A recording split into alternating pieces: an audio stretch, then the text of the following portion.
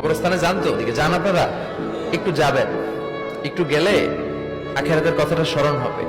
ওখানে ছোট শিশুরা শুয়ে আছে, কিশোর যুবকরা আছে, আপনার মতো তাগড়া যুবক মুরব্বীরা আছে।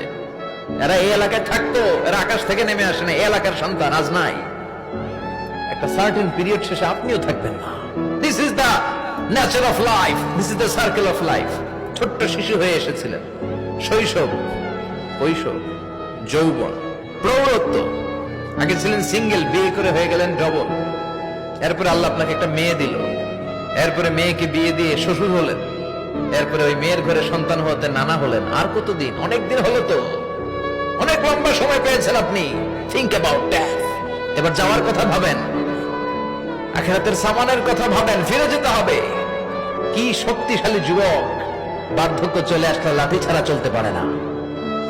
কুচকুচে কালো দাড়ি সাদা হয়ে যায়, দাড়ির শুভ্রতা, বয়সের ভার, রং ধরা যৌবন জং ধরে শেষ, ঠিক কিনা?